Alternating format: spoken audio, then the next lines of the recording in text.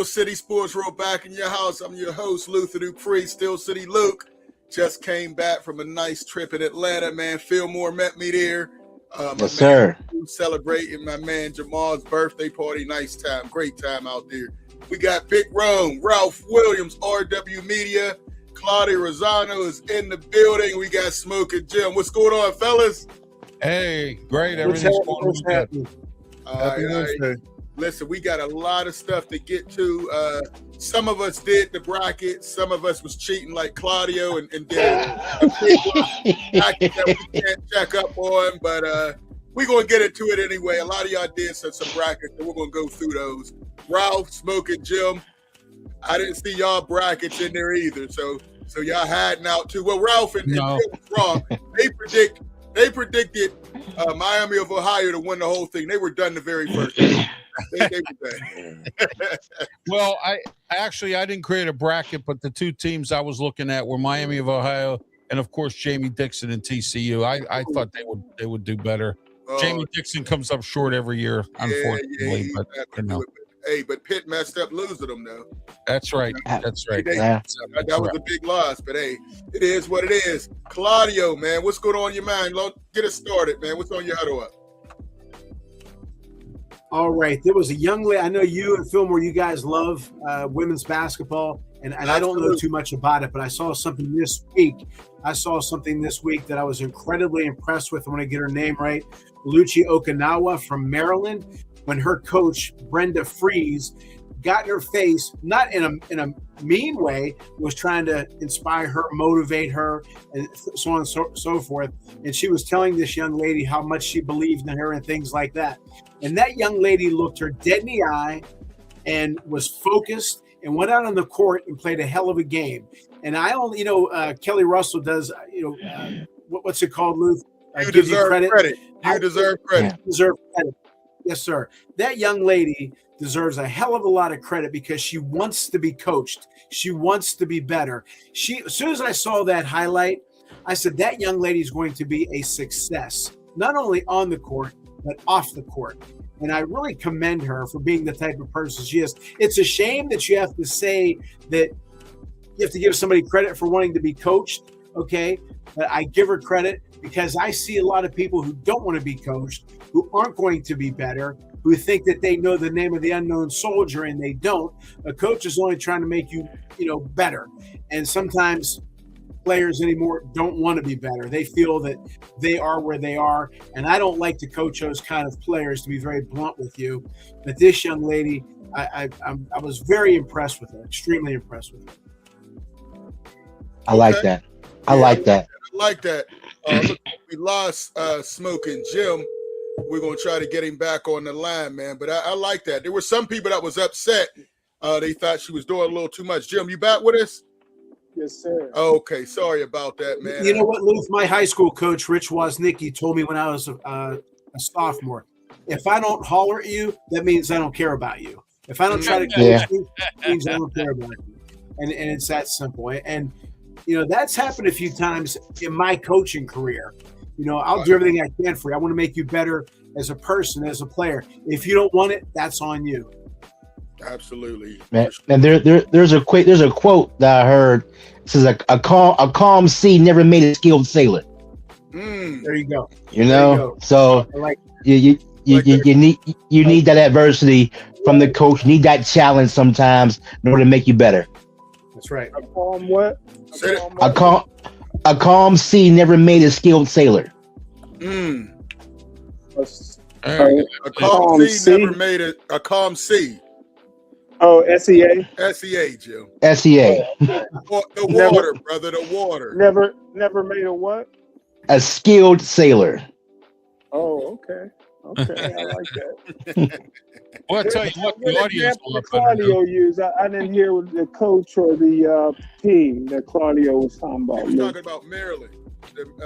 Maryland's Terrapins, the women's coach, she got in her star player's face and was trying to encourage her.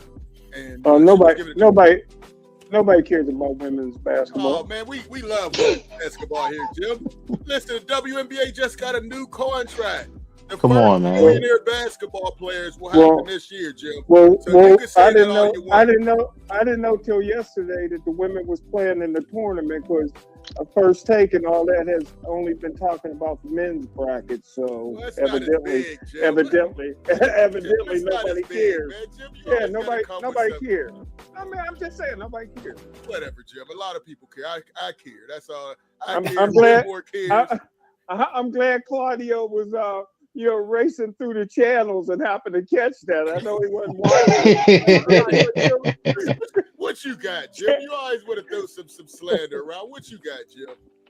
Well, channel surfing can be a good thing if you want to see women's basketball. Hey, listen, Luther. I've been saying this all along. I think this is a pretty good quarterback class, opposed to what all the experts are saying. And I think that every year you don't have a franchise quarterback, and I think Fulmore agreed with me here. You should draft a quarterback in some round. The Pittsburgh Steelers only had 2 franchise quarterbacks in 100 years of their, franchise. So you got to draft a quarterback at some point. And with 12 draft picks, I will draft 2 quarterbacks. But one of the quarterbacks I think you have to look at, and he's raw, but his upside is through the roof if you don't mind coaching. Claudio's a coach. If you don't mind coaching, this is the type of player you want. You want a guy like Cole Payton from North Dakota State, 6'3", 235 pounds, 4.5 40, which is one of the fastest times ever for a quarterback at the combine. Vertical jump 40 inches. He's left-handed, put you in the mind of a Mark Brunell or a Kenny Stabler. Really a Steve Young from his athleticism.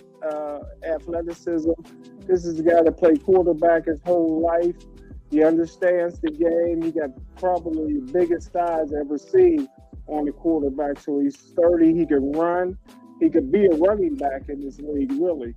And I think if the Pittsburgh Steelers is looking at upside, he completed 70% of his passes this year. You're looking at upside, somebody with potential down the road to be pretty good with some good NFL coaching. Cole Payton is your guy in North Dakota State. Okay. Good look. God, that's a good dig. That's a good dig. I like that. Yeah, North Dakota, they have some players they're trying to get. Oh, they pump athletes out. Me and Fulmer agree a lot. I don't know. I'm not saying too much, Fillmore. Hey, he'll be out there a lot of times, man. Jim, who's their left tackle? Who's their left Williams. tackle, Jim? Ralph Williams. I'm there in my wheelchair pushing them out there, man. I do better than that. Luth, I was just kidding. Right. Listen, man. And I gotta follow like Ralph always does, man. We got to give a shout out to my guy James Beard. Passed away last week. Great friend of the show. Man. He was always in the Steel City chat. That game that we did, Obama, versus school from Philly. He was one of the main ones in there commenting. So it was real sad. He did the game. The middle school game, the middle school championship game with me and Jim back at March 2nd. And, no day is promised, man. Take every day as a blessing, in his 50s and unfortunately, passed away, but his legacy lives on. He was a coach of Obama middle school kids. So, prayers to his family and all the kids he coached. Sad news, but, definitely was a legend in the city, Perry player. Did a lot for the kids all the way to the very end. So much respect to James Beard. Condolences to his family and all the players he coached. JB, you got a lot of love from Steel City. Listen, man, on that end, one thing I want to talk about, man, these sports broadcasters is going at it, man. Stephen A. and Jason Whitlock, man, they going at it like it's the Tupac and Biggie Smalls out here. The way they're going at it. I'm gonna play a little bit of Stephen A. Stephen A. went in on him, and it was kind of vicious. I'm gonna play a little bit. Tensions are out there, Luther. I mean, they might lose their job, so they got to create something. You know, man, listen. Well, Jason Whitlock don't have a job. Right. So he gotta get on everybody. So, but hold on, I do want to play this, man. This was pretty funny the way Stephen A. went in on him. Wow, it was bad. All right, let's play it. But because Jason Whitlock is so addicted and fixated on me, he's gonna go after my boys. It's who he is. And then he's trying to hide behind my quote unquote that funk my basketball career. I didn't have one. Cracked my kneecap in half. A couple of months after I got there, it was over before it began, damn it. Who cares? I'm 58 years old in the business that you're in that's at the same time that you're in, smoking your ass. Oh. You can't fuck with me. Oh my! It sounds like Ralph. Whenever he gets mad. Yeah. You know it, man. You know it, Claudio. I mean, I just played a little bit, man, but that was funny the way they're going at it. Jason Whitlock is going to back when he was in fourth grade. I mean, it's just terrible, man. It's just terrible how they're doing it. But maybe we got to start some beefs. We had a couple beefs on the show through the years. Maybe we need to do some more of that, man. Right. Jim beefs with enough people, man.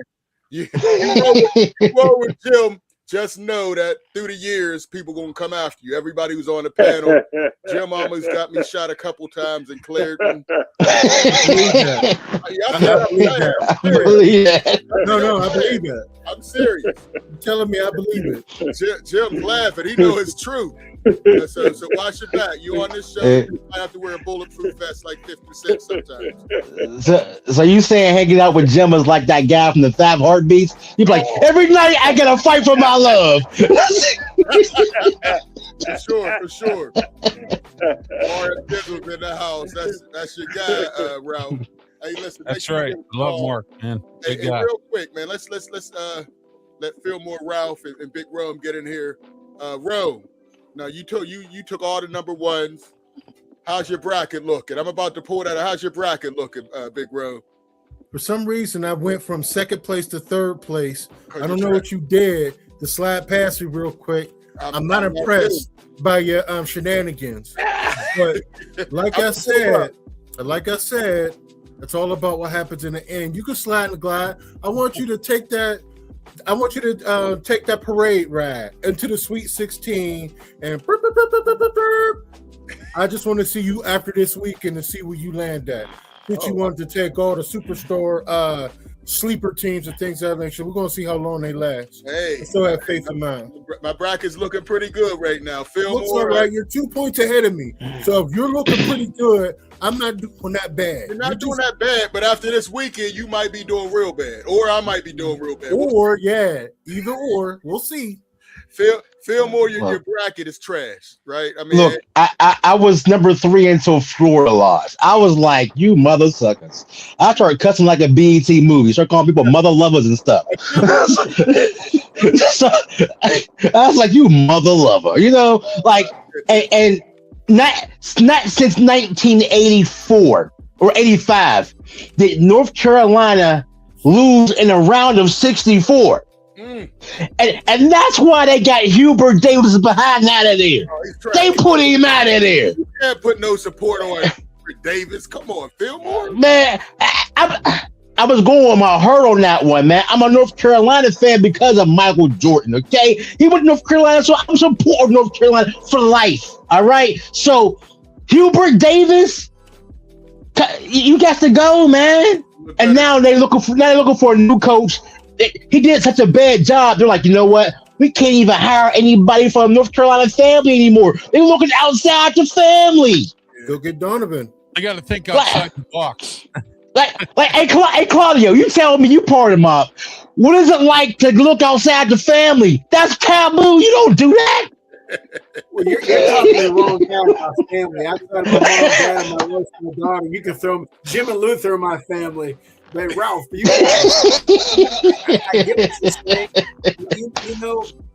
you really I'll put it to you this way, Fillmore, all you guys on Shark Tank. They had this. I said this story before. They had a guy who came on who had this black rubber thing for his back of his truck, and he's talking about we have to build it in my hometown because people are losing their jobs, and he's crying, and Mark Cuban and all of them are getting all emotional, and that one guy, Mr. Wonderful, said, yeah, but it'll be cheaper to make it in China. He says, no, we have to make it in my hometown.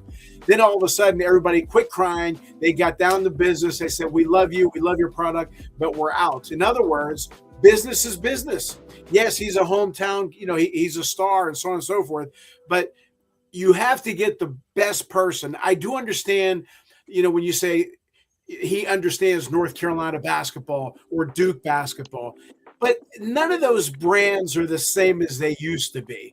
Okay. That's right.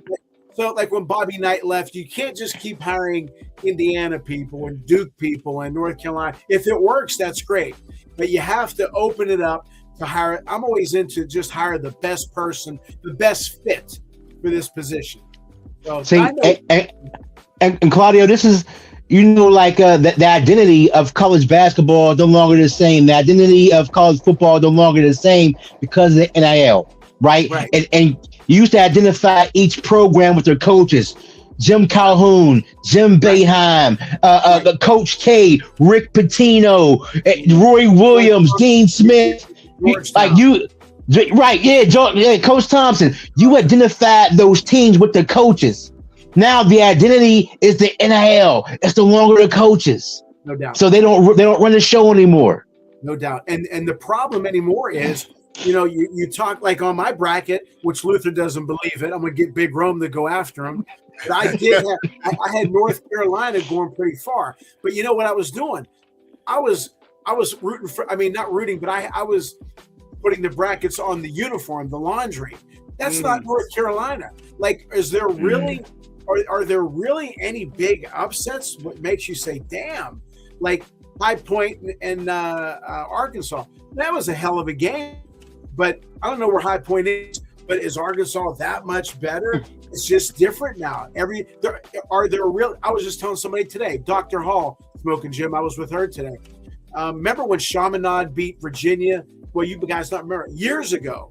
It's like, damn. Or when Harvard was in the tournament, they were beating people or getting close. Those would have been upsets. Nowadays, Bucknell beat Kansas. When Bucknell beat Kansas, there you go. That was an upset. But nowadays, it's not. When NC State beat Houston in a championship, it's like, damn. But nowadays, they're not that. The gap isn't as big because of NIL.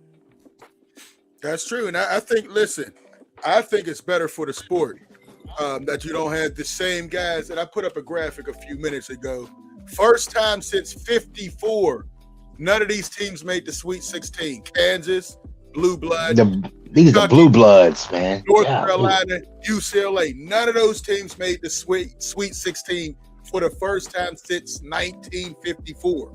Right. That's a long time, and and I love it. I love it. Hey, Luther. Go ahead. Hey, Luther. First of all, you need to talk about something in your own generation, which is not that long.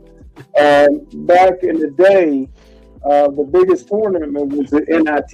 The NCAA didn't start getting big till later on, but the NIT was the national tournament that the best teams went to. Yeah. And so, you talking about 1954? You talking about 1954? Stay in your lane. Stay in your lane. Hey, Luth, I understand what you're saying about you're excited about what's going on, but you know what? You got to be careful. Is it parity or is it mediocrity? That's where that's where the fine line is. Okay, so I do understand what you're saying. Parity. I think it's parity, and parity is good. Oh yeah, as long as it's parity. Yes. But it's parity because these big schools, they get the one and dones. The smaller schools, they're getting kids that are staying maybe 1 or 2 years or 3 years or even 4. So it kind of evens up.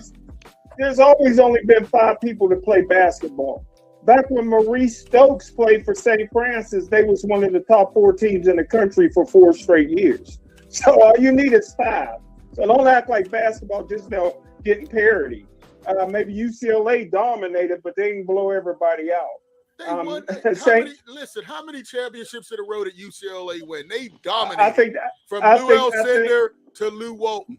They didn't beat everybody like UConn women used to blow everybody out by 50, 60 points. Them games was close, and they had some competition. But don't forget that the Iceman Clay ended all that from Fifth Avenue. So Dwight the Iceman Clay, give him credit. And he also ended the 81-game home winning streak, which was the longest in the history of basketball for Marquette. He hit the game-winning shot there. Nobody talks about that, and he's right down there. I think Fifth Avenue's still open. Okay. I think that it has to do too with your style of coaching. It never seemed like Hubert Davis actually put together or formulated postseason play. And it kind of showed. Like, a lot of that has to do with it. When you have a particular brand of basketball, you got to build it up a certain kind of way. And if you don't, you're not going to last that long. I didn't expect them to lose, to be honest with you. But not the Virginia Commonwealth. It was up by 19. You're right. I seen that we have a lot of people, and we'll talk about this later on, I'll assume, that there's a lot of draft prospects this year that we haven't seen in quite some time. So what makes this playoff college basketball exciting. But when it comes down to it, they have a prospect that's ranked in the top 5, and they wasn't able to formulate anything around that cat. And that's the problem over there. That tells me that your coaching is not up to snuff when you let Virginia Commonwealth beat down on you. You got a number 4 prospect. Yes. You're supposed to rally around that cat and let the work out from there on out. And they wasn't capable of doing that. Well, he wasn't capable of doing that. And now they're looking into Billy Donovan, excuse me, as a potential coach. So this is what we're up against at this point in time. Yeah. Hey, Fillmore. Did I mention that Maurice Stokes went to Westinghouse, maybe the greatest basketball player to ever play the game? You right. He went to St. Francis with Storm and Norman Van Leer from Farrell or Midland. Was he Midland or Farrell? Claudio Storm and Norman Van Leer. So Midland. Again, basketball has only been 5 players. Basketball's only been 5 players. And ask Kentucky when that all-black team beat them, Western Kentucky, Texas. University of Texas, past UTEP. Maybe UTEP. Yeah, you only need 5, so don't act like it's parity just started. Hey, if you ask Jim Boeheim, all he needs is Carmelo. Oh. That's all he needed. Carmelo in that matchup zone, as you like to see. Yeah. Hey, Ralph. I'm still here. I'm good. Okay. All right. I'm sorry, Luther. Go ahead.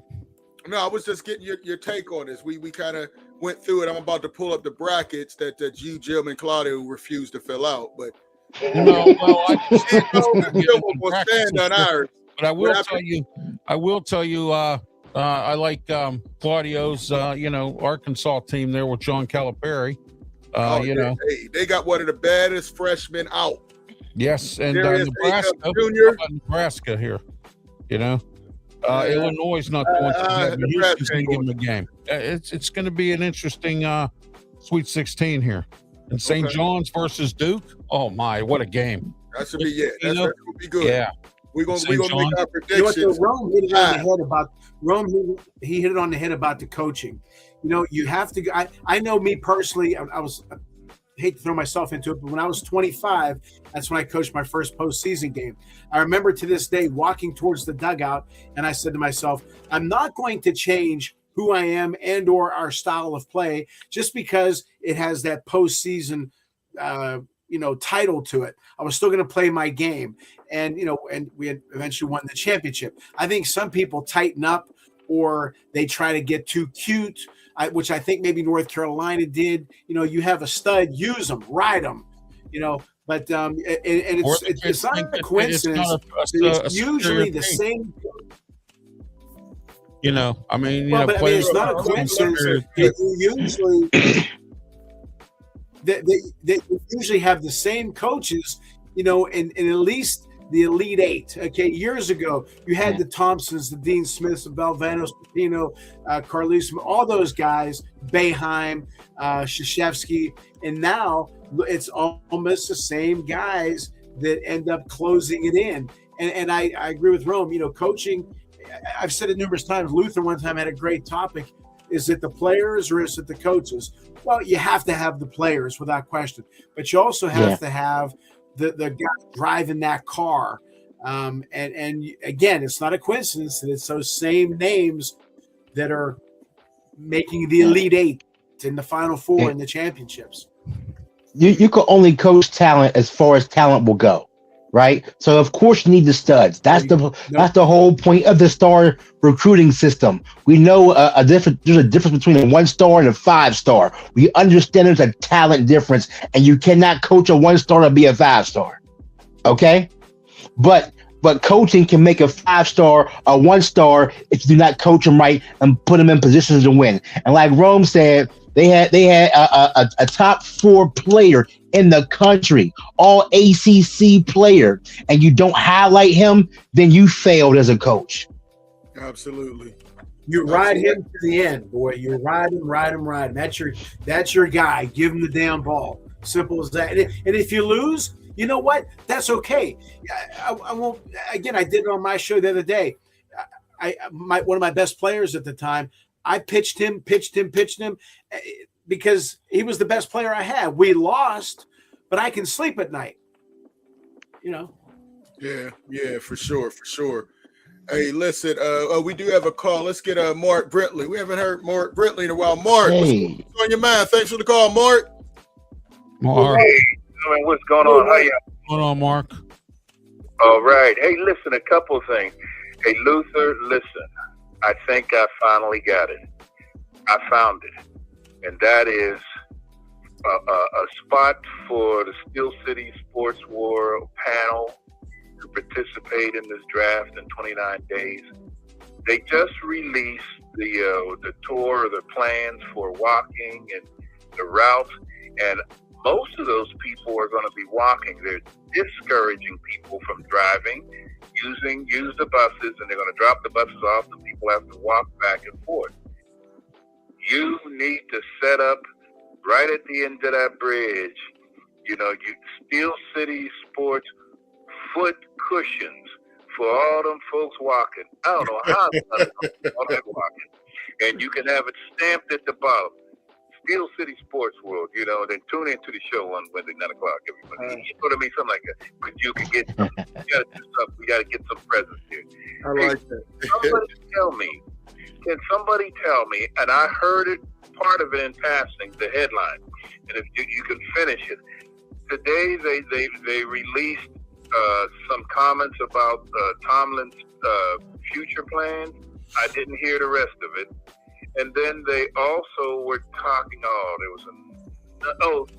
somebody else, I think in the 6 o'clock news, I had to get up and run upstairs, that somebody was threatening to sue the NFL over the Rooney Rule. If they didn't get rid of it, that they were going to sue. Now, I didn't hear who it was or where it was coming from, and I'm curious to see if any of you guys heard anything about that. And it's an interesting conversation because, there are some misfires with the Rooney Rule.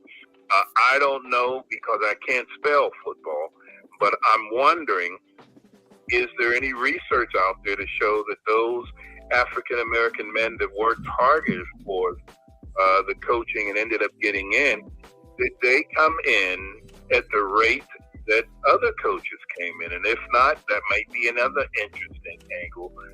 And it would just be curious. And it's one of them things, too, that, I think the intent was really nice, but it kind of overshadowed its purpose because it's kind of suggesting to interview African-American potential coaches that there's a handicap or you have to give them a leg up. No, these cats are doing extremely well. You know what I mean? They just need a fair shot and a fair system that would evaluate them. Hey, I'm going to hang up and listen. And one last thing, and Smoking Jim, if you can clear it up once again, I can't spell football, but my youngest son told me, hey, Pops, the Steelers just took a guy from Pittsburgh. He went to Gateway, and my son followed him and said that this guy is pretty good. He said that he was happy to be a Steeler, and I'm just curious if you heard that, Jim, and who is he, and how do you evaluate? Hey, man, I'll hang up and listen to your response. Thank you, gentlemen. Talk to you. Appreciate you, Mark. Thanks for the call. Thank you, All Mark. right. They signed Brisker from Gateway and Mark Brentley's son, and both of them were great football players. The quarterback was one of the best I've ever seen in my life, but they know that if you hear Gateway, Gateway stands for good. Hey, listen, Mike Tomlin, to answer his first question, Mike Tomlin signed with the agency that represented Madden. So it looks like he's going to go on TV. Now, Mike Tomlin told me many and many times that he would never do TV. So I guess I was wrong there. Like Luther, you're wrong a lot. No, he just lied to you. Like Luther said, these guys can change their mind, and I guess he changed his mind on doing TV. But his second question, and lastly, was about the black head coaches and suing the Rooney Rule, which is really the Johnny Cochran rule. But what happens is the hustle the NFL has right now, and don't forget, the owners only meeting is still all white. Everybody that goes to the owners only meeting is all white, and they're doing the hustle, man.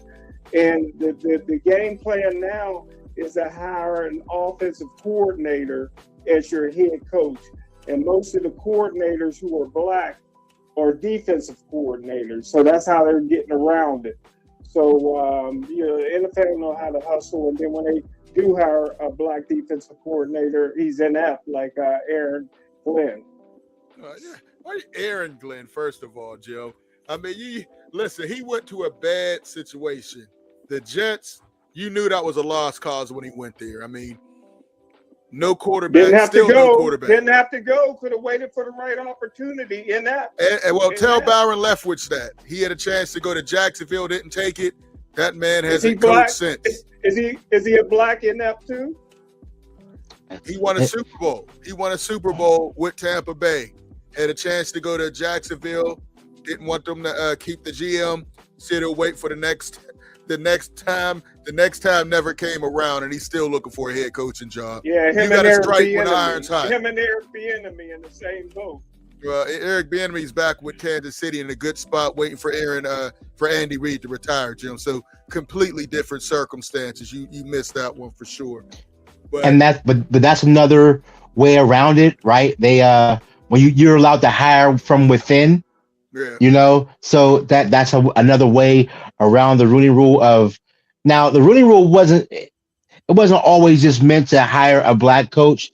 It was to get the interview experience, because they weren't even interviewing potential black head coaches. So letting them learn the process of it all and things like that. And of course, there's coaches. We had 11 coaching changes this year, and there's black, white, and I think we have a Hispanic somewhere in there. So there's poor coaching all around. And the Jets, come on, man! I told y'all the Jets is the hospice of the NFL. You go to the Jets, no one gets better. Okay, just get comfortable, get your money, and leave. Yeah, no chance to win as a player or coach. The organization is horrible. It's been that way for years. Hey, real quick, we got my man Sean is on the line. Sean, what's going on, Sean? Hey, what's going on, fellas? Hopefully everybody's having a good time. Hopefully this weather turns for staying warm. Yeah, 82 tomorrow out here. Yeah, it's probably gonna be the same here in Columbus. Okay. Couple things, Smoking Jim. On Monday, me, my wife, and daughter, we went to the Ohio State and Notre Dame NCAA women's second round game here in Columbus. Nice. If you don't know this name, you should know this name, Hannah Hidalgo. Yes. Yeah. Yes. Now, Ohio State's player, Jelani Cambridge, she scored 41 points. for a house. Hannah Hidalgo took that game over and won it. And this is without her backcourt running mate from last year, Olivia Miles, got the NIL bag and went to TCU. So Notre Dame, they did real good. Hannah Hidalgo did really well. I wanted to see her because my aunt did some work for her when she was in high school. Hannah's mom reached out to her, had her blank out a 1,000-point basketball, and then Stack put me down with her because she's in the same class with Juju Watkins from USC. But Hannah, nice. I can't wait to see the rest of the NCAA women's tournament. A game to watch for a matchup. Vanderbilt, Notre Dame, Sweet 16. Yes. Two of the top scores in women's basketball. Vanderbilt has a guard, and she, I think, scores more than Hannah. She does. That's a game to watch this weekend. Next year, in 2027, in April, the NCAA Women's Final Four is back here in Columbus. The last time it was here in Columbus, it was in 2018. It was 3 buzzer beaters for all 3 of the games. Notre Dame, I want to say Notre Dame beat Connecticut. Yeah, Notre Dame beat Connecticut on a buzzer beater. Mississippi State beat Louisville on a buzzer beater. And then Notre Dame, Arike, I got a picture with her at the Women's Final Four in Cleveland 2 years ago. Arike, she hit both game-winning shots for Notre Dame against UCONN in the semifinals, and then against Mississippi State to win the national title game. So the Women's Final Four will be here in Columbus next year. Kobe Bryant was actually at that Final Four here in Columbus. He brought his daughter Gigi here because she was a big Connecticut fan, and they said he's not here because Gigi would be in college, and there was a lot of stuff planned with women's basketball through Kobe and Gigi. Yeah, for sure. Yeah, big loss for sure. Yeah. Hey, Vanderbilt, the girl you talk about, Michaela Blakes, she averaged 27 a game. Her and Hidalgo, they go back to the AAU days where they played against each other. So it should be a barn burner. Yeah, I do have Vanderbilt winning that game, but Hannah Hidalgo's a dog. She's going to fight it out. But I just think Vanderbilt's too strong. I'm glad you brought up Vanderbilt because this is going to say something. I'm going to tie this in. Vanderbilt's head coach is Shay Ralph. She's a legend at the time. She won, I want to say, their second national title in 2000, my senior year at Penn State. They beat Tennessee in the finals in Philly when it was Penn State. Penn State's only Final Four was my senior year, 2000. Rutgers with C. Vivian Stringer, who coached Chaney to the first national championship game in Tennessee and Connecticut. But Shay Ralph is the head coach for Vanderbilt. I don't know if y'all remember, Shay Ralph was assistant coach, I want to say at Pitt. And reason why I'm bringing that up is this. Penn State and Pitt both got new head women's basketball coaches. Shout out to West Mifflin alumni, Penn State alumni, Tisha Wright, one of the best women basketball players ever in Western Pennsylvania. She's the new head coach at our alma mater, Penn State. I saw that. The reason why I'm bringing this up is that I hope Tanisha does well. Western Pennsylvania, they have to get the women's basketball up in the high school level big time because I don't think they're ready to compete at Penn State. No, they're not. But in the Post-Gazette, I don't know the name of this woman who Pitt women's basketball just hired, but I'm not trying to cuss, but it's a shame that they showed her with a mask over her face. You know, that's COVID time. That was 6 years ago. You could have gave her a better picture. The Post-Gazette dropped the ball on that lady. We want to see what she looks like. Not with her face covered in a mask. That was just unprofessional by the Post-Gazette. I know the Post-Gazette, I guess, is shutting down in May, but that was just unprofessional to have that woman looking like that. That's the way you want to present her, with a mask over her face coaching her team. But I hope she does well. I like all Pittsburgh teams. Good point, well. Yeah. And one final thing, March 31st through the first weekend of April, Connor Griffin will be here in Columbus playing for the Indianapolis AAA team of the Pirates against the Columbus. I will be at one of those games, at least one of those games. And his Pirates dropped the ball on that, man. They should have brought him up. I know he started to struggle later on, but they should have brought him up. They should have signed him. I think we talked about it, Claudio and Sean. They should have gave him a 10-year contract. I don't like the move, man. The Pirates are still the Pirates, being cheap. Bring them up. I don't like the move at all, keeping them down in the minors. They were looking for an excuse not to. They were looking for an excuse not to bring him up. Yep. And those struggles later in the Grapefruit League gave them the excuse to not bring them up. But it's the Pirates doing pirate things. They'll continue to suck. I don't have them winning more than 82 games this year. See, I don't know about that, but let me ask a question to Claudio. Isn't there a reason why they did it? Wasn't there like that you're able to keep these younger players longer if you don't bring them up early? Yeah, they say that the clock starts ticking. But in all honesty, Rome, true. But are you looking to win, or are you looking to just extend and keep them longer and all that stuff? Paul Skeens is only going to be here so long, okay? Yeah. They have a very small window to win. And I think they can win today because the competition isn't all that great. It's not a good division. Of course, everybody's going to struggle, okay? But he's got the skills, okay? I'm not crazy about drafting a high school kid that high anyway, but he's an exception. They should have brought him up. Is the guy behind him that much better? So, no, it had nothing to do with him slumping. They were looking for an excuse so the fans wouldn't complain too much, okay? He struggled. He hit 171. But he hit a lot of home runs. He can steal bases. He's got a cannon. He's got a good glove.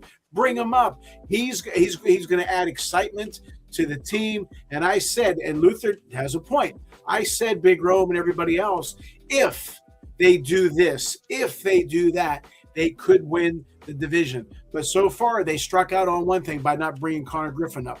Number two, I said they have to let those starting pitchers pitch, because that is your biggest attribute. And they'll probably take them out in the sixth inning, bring in the bullpen. And I don't know if the bullpen's going to be good or not. Most likely it isn't.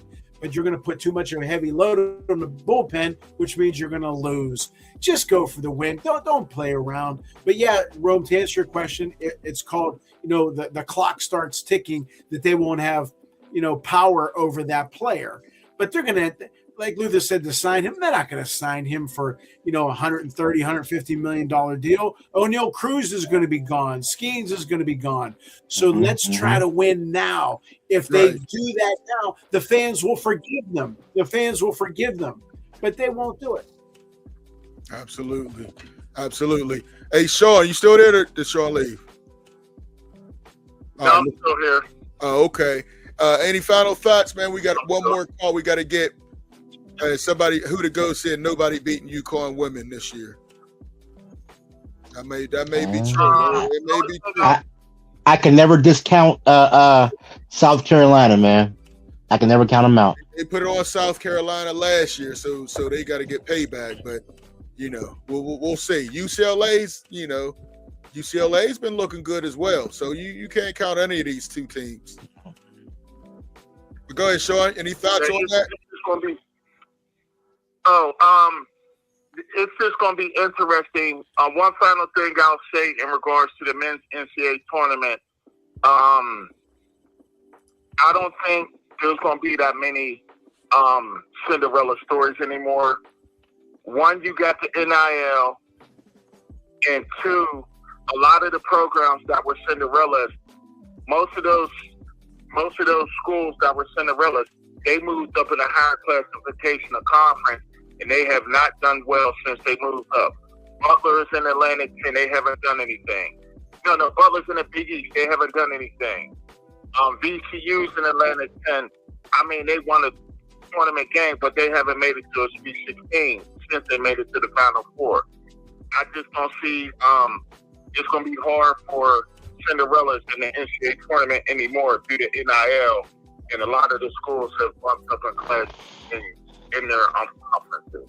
So it'll be interesting to see how things play out.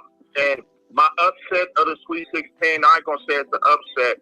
I got St. John's going to the Final Four. Ooh. I think Latino may out-coach Duke's coach. Okay. I picked St. John's over Duke too, so I picked that. So you need it. You don't see it happening, but you need it, is what you're telling me.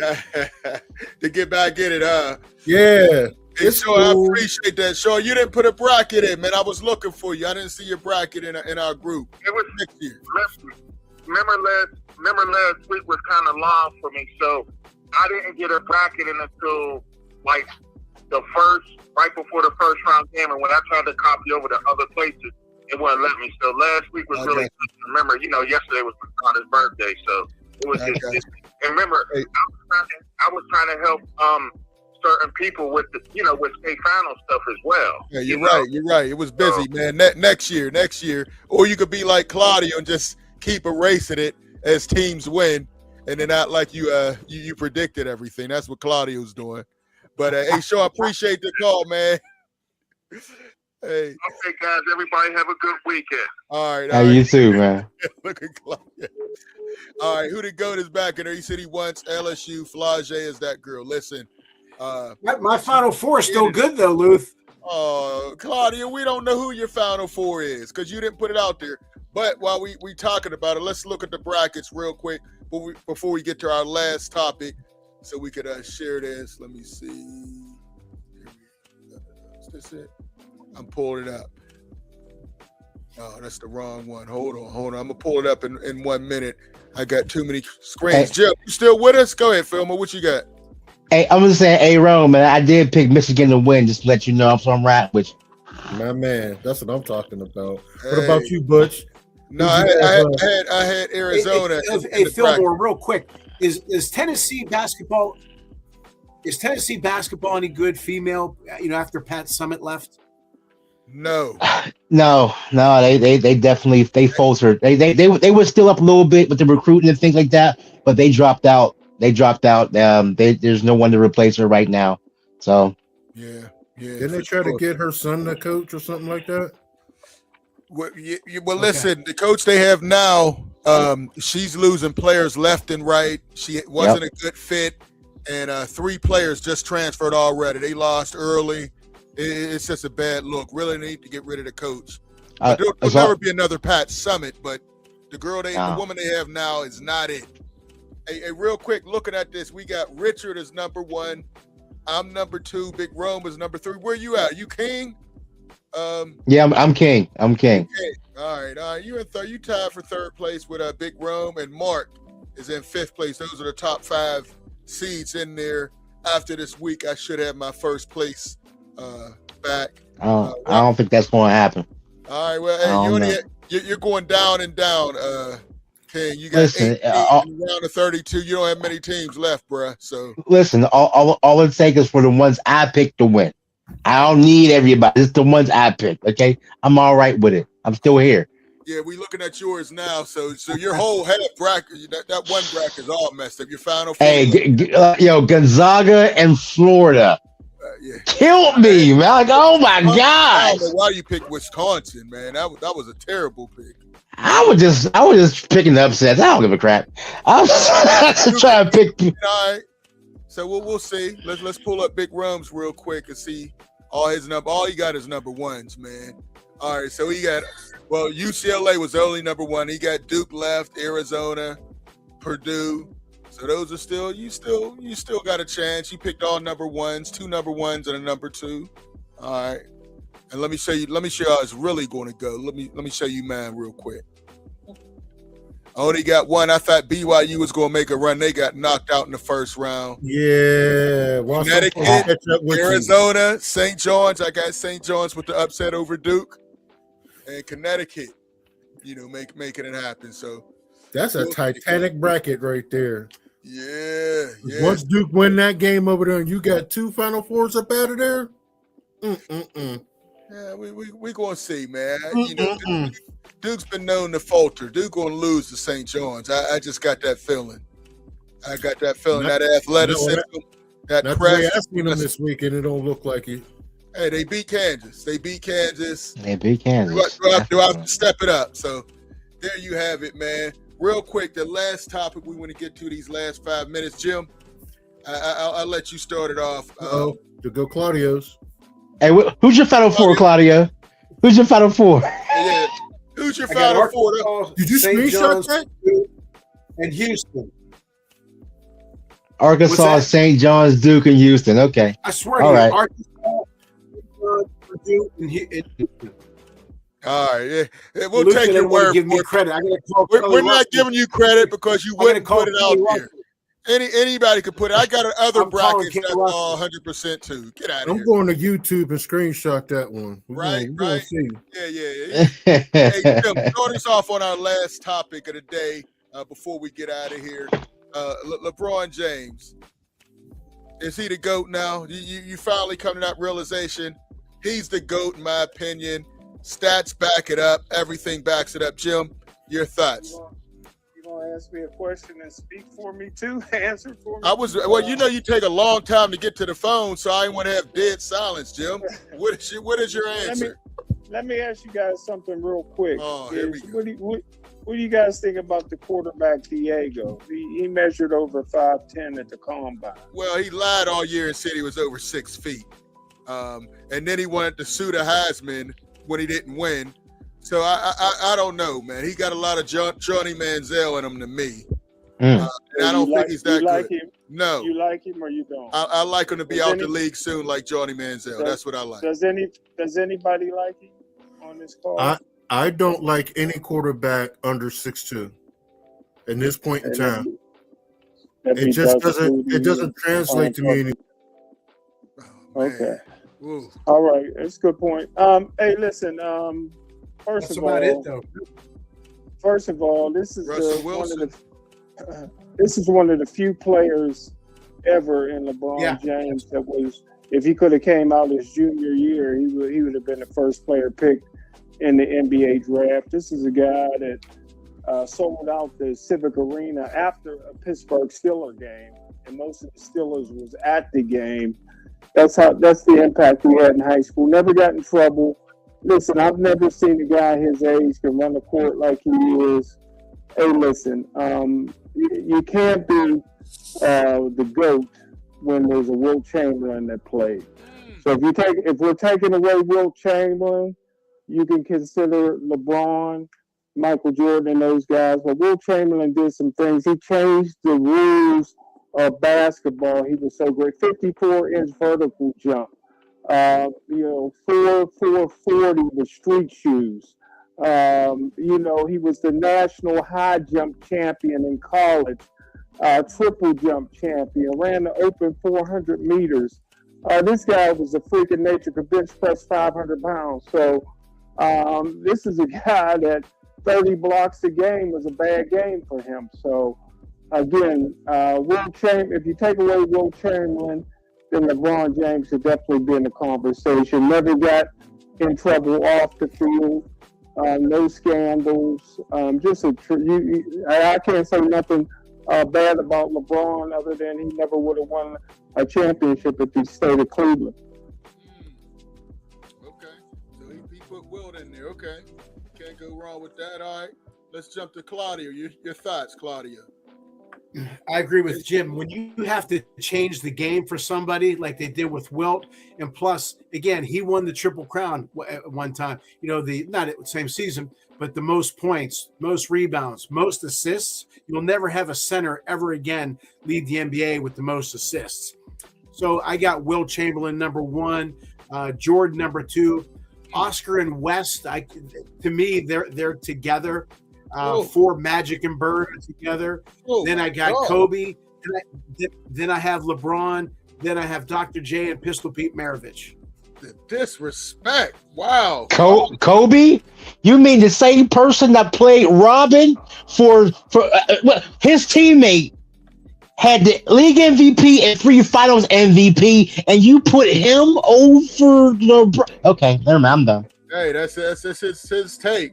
That's his take. All right. Not It only is. physically, though. Not only physically, I'm looking at the mentality of it too. I'm looking at the mentality of it, and that's just me. And I would put Kobe over LeBron without question. Without question. Woo. Without question. There's a lot of questions. All right. Wilmer, your take on this? As Uncle Drew said, the game has always been about buckets. There's no better bucket getter than the LeBron James, Captain America is what I call him. Captain America. All right. There's no better bucket getter than him. He has done more with less. He's never had a Dean Smith. He's never had a Phil Jackson. You know, like Scottie Pippen has more first team All NBA and first team All Defensive play selections playing with Michael Jordan than LeBron James had his entire career, like any of his teammates combined while playing with him. You see what I'm saying? There was a point in time that Jordan had the 6th man of the year. He had a defensive rebounding player leader. He had another all defensive first team All NBA on his team and him. LeBron never had that much help, and he's never had a coach that won a finals without him. LeBron James has 13 All NBA selections, first team consecutive, more than anyone else. If we were going to build a basketball player, if you're just going to like no numbers, no names, you're going to pick somebody that's 6'8", that passes like Magic Johnson, explosive like Dominique Wilkins. You know what I mean? Like you're going to pick that player. You're going to pick that player, man. So LeBron's my GOAT. All right. Let's get Big Bro. Passes like Magic Johnson. Oh, man, please. What have you been watching? All right, Big Bro, weigh in on this. I'm torn, to be honest with you. Okay. The player that I like and I would represent as my GOAT would be LeBron James. But you can't deny what Jordan brings. Oh, absolutely not. Oh, he's yeah. You can't separate what he brings defensively on a nightly basis throughout his career. And that's something LeBron did not do for the majority of his career. So if you wanted to weigh or cut pennies or however way you want to word it, there's the difference to me. Like, I think that Jordan got a lot of great help with the coach that he played behind. And that helped out a lot. LeBron never had a coach like that. He literally had to be the coach for the majority of his career. So I think that if he had a better coach that could formulate a better team, I think that LeBron, without question, would be the number one player that ever played the game. But defensively, you just can't separate what he did on that level and had the ability and that killer gene that they like to say. I think that the midst of all that puts Jordan close. But if I had my pick, it would be LeBron James. I think that overall, he's just a better player. Okay. Hey, listen, my take, man. I don't think there's any question who the GOAT is. The GOAT is definitely LeBron James. Yes, all those guys are terrific. Wilt put up numbers, video game numbers. But who was he playing against? He was the biggest, strongest thing there was. Incredible numbers, 100 points in a game. Amazing. But how many championships did he win? He should have won more. You know, Bill Russell completely owned him. I know Boston was stacked with a Hall of Fame roster, but Wilt should have won more. You know, Wilt, Jerry West, Elgin Baylor. Dan didn't win a Super Bowl. Those guys did. Yeah, listen, but he didn't have the complete team for a lot of those years. Hold on, let me finish. I'll let you go, Claudio. Listen, this is why he's the GOAT. You talk about defense. I've seen LeBron James in the finals go from guarding Tony Parker, Manu Ginobili to Tim Duncan to the center. I've seen him guard 5 positions. I've seen him guard to Derrick Rose. I've seen him guard to Allen Iverson.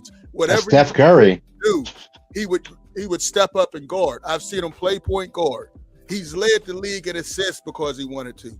He's played every position: point guard, shooting guard, small forward, power forward, and center, and been dominant in all of those positions. You talk about records: top scorer in NBA history, top scorer in the playoff, most All-Star selections, the first ever USA Olympian, youngest and oldest to average 30, only player to win Finals MVP with 3 different teams. I mean, this guy is just amazing. We will never see another LeBron James. Jordan was amazing, but he couldn't sustain it. He had to keep retiring. And we saw somebody get close to him in Kobe. There will never, ever be anyone as close to LeBron James. We will never see anybody lead both teams in points, rebounds, assists, steals, and blocks in an NBA Finals. I think 2016 LeBron, may have been the best player I've ever seen in the Finals. I mean, he did everything, put him on his back, not just scoring, rebounding, assisting, calling plays, designing. I mean, his basketball IQ is so underrated. His passing is so underrated. Greatest ever is LeBron James, and I don't think there's any question. Great players of every era. You stick LeBron James on any team, any era, he is going to dominate. At 16-year-olds, he was routinely playing pickup games with Jordan, Antoine Walker, Meta World Artest back then, and was dominating at 16. The greatest we've ever seen with a basketball. Gene's so good that 2 of his sons are in the NBA right now. Just amazing, man. But it's a great conversation. But that's just my take. Get in the comment section and let us know what you think. Any final thoughts, Smoking Jim, on anything before we get out of here? And Ralph had to go, but we'll catch up with him next time. Ralph, Jim, final thoughts? Ralph had another podcast, but the average height of the NBA today is 6'9.5". The average height in the NBA when Wilt played was 6'9". So that's a false. Jim. That's a false. Listen, let me finish. So that's a half an inch. So you can throw that out of your argument. Jim. And who did Wilt Chamberlain play against? Every night he played against a Hall of Fame center. Every night he played against a Hall of Fame center. Jim, so let's throw that out. Jim, I do not believe the average height was 6'9" back then. Well, I'm gonna pull up rosters, Jim. You just can't throw out crazy fake news. I've already looked back in the 50s. 6'9", 60s. and the average height today is 6'9.5". So again, I'm just telling you so you don't keep saying that because it wasn't true. It was a half an inch. And how many 7-footers did Wilt Chamberlain play against? Now every team has at least 2. I tell you what. He would dominate today. He would double his points total today. There ain't nobody under the basket. He wouldn't. Ain't nobody under 200. But he might. He averaged 50 points a game. He might average 100. But again, no, the skill level has changed. Everyone want to throw shade on Wilt. I'll say this about LeBron. Other than him never wanting to take the last shot. But he got more shots than anybody in history. Listen, if LeBron, this is the point I'm making about LeBron, and I agree with Claudio, Kobe was better. Here's the point I'm making for LeBron. If he doesn't leave Cleveland, he never wins a championship. So that's an argument you can make. He left Cleveland, and that's the only reason he won a championship. If he stays at Cleveland, they never get Kyrie Irving, and he never wins a basketball championship. So, again, y'all can say all you want about LeBron, and I love LeBron. If he doesn't leave Cleveland, he never wins a championship. But you say that like that's something that's written in stone. You said it. What if? Jim, no, I don't want a what if. Tell me what is. Jim, they went to the finals in 2007 in like his 4th year. How'd they do? They got beat by a Hall of Fame team in the Spurs. What I'm saying, you said he wouldn't have won. You don't know that, Jim. The headlines in Cleveland was They'll never win a championship. Jim, that was not the headline. It was the headline they lost to a generational team with 3 Hall of Famers on there, and it was just LeBron carrying a bunch of average players to the final. I believe he wins one, not as many as he has now. Why'd he leave? If he thought he could win a championship, well, here's one reason why he left. When it was free agency, he wanted them to get Amari Stoudemire. They did not, and they went and got your boy from that went to North Carolina. Not Amari Stoudemire. They got Antoine Jameson. Antoine Jameson. That was one of the reasons nobody was coming there. I got 2 things. Stoudemire, or was that an excuse to leave? No, listen. I'm just telling you, Jim. He left because Cleveland was not giving him what he wanted to get. They wanted to be cheap. They could have got. It was poor ownership. It was poor ownership, and it's still poor ownership. It was 2 things. 2 things I gotta say. Number one, they had a powwow where they was trying to decide where they was going to go with that big 3, and they couldn't decide to go into Cleveland, so they ended up going down to Miami. Number 1. Number 2, Kobe Bryant got punched in the throat by Chris Childs twice. That automatically knocks him out the top 5. I don't care what none of y'all say. Because he got it with a top like Chris Childs. He pieced him up in the throat twice. That automatically takes him out of the top 5. Even with a 2-piece. He went to school off his Adam's apple like this. Like I mean, rumor has it he would trade with Butcher Douglas before that game. That's a rumor has it. That's your king?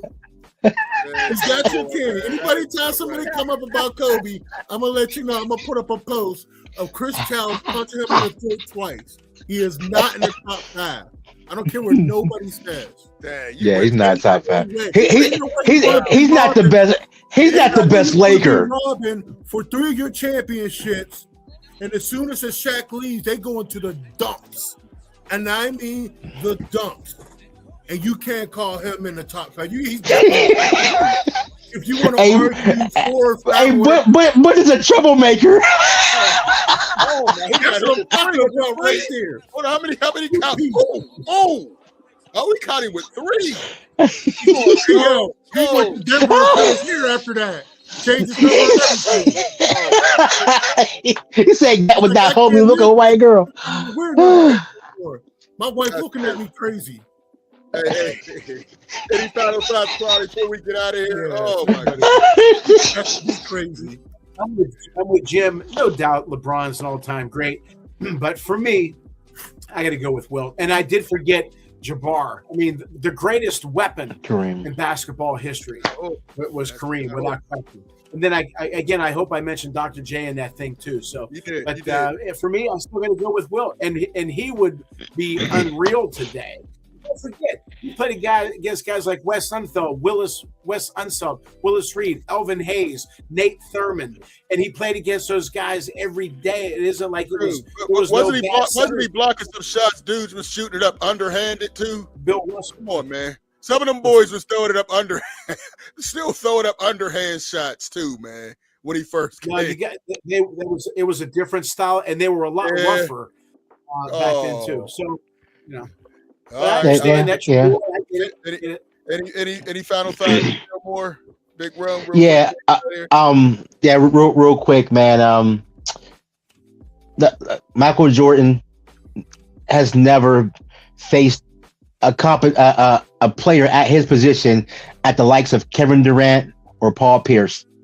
Paul Pierce and Kevin Durant is better than every shooting guard that Michael Jordan has ever faced. Okay. So competition matters. So don't tell me about some defense if you guard and what's his name, dude from the Terry freaking Porter or Jeff Hornacek. The best 2 guard he played against was Reggie Miller. Well, he's no slouch, but he's no Kevin Durant or Paul Pierce. Okay, listen. And but to say LeBron running out of time. Magic, wow. He does, man. Have you seen? You haven't seen him? Oh my goodness. That's like magic. Yes. Yes. He Still has Yes. Harrison G. Yes. Boy, man. Yes. He just made an incredible pass. There's a reason he's fourth all time in assists, and it didn't just happen. No, wrong. It didn't just happen. How are you going to be only player, like you said, Phil, only player number one in scoring and in the top 5 in assists? Will he be considered one of the greatest passers? Will he be considered one of the greatest passers of all time? Who? Magic? No. LeBron. Yes. What? Yes. Not in my book. He won't. Oh well, that's it. Well, in the words of Kevin Garnett, you ain't watching the games, Lord. You ain't watching the games. In the words of Claudio, I know what I'm talking about. In the words, I feel you. You never seen a small forward pass. He's not better than Maravich. He's not better than Magic. He's not better than He is. He is. He is. But you're comparing him to point guards. You're comparing to point guards. That's how dominant he is. What was Magic? Magic was a point guard. And Isaiah. And Stockton. And Stockton. Point guard.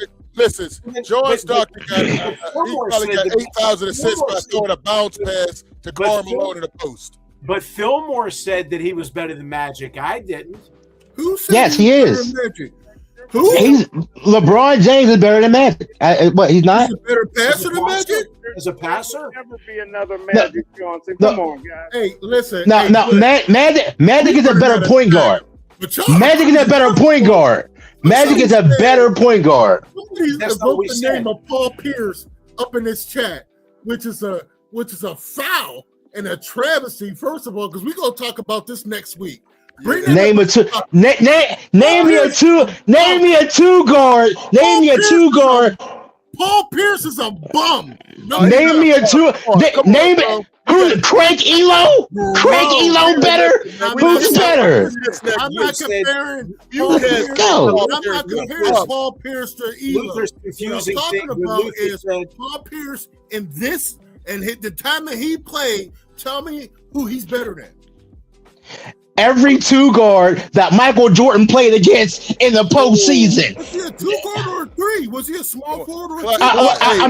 I'm comparing competition. Clyde, you know what? Clyde, you're right. You're right, Clyde. You're right. Oh, well, that's one. We got one. Because we got to talk about that. You're right. Paul Pierce stinks, number one. Number two, oh my God. Don't you ever in your life talk about Magic like that. Are you crazy? The only reason Magic, I ain't so bad about Magic. You're talking point guards. He's the best. Hey, Magic's the best point guard of all time. You talk to me. Magic's the best point guard of all time. I got him number one. He is, and he's a better passer.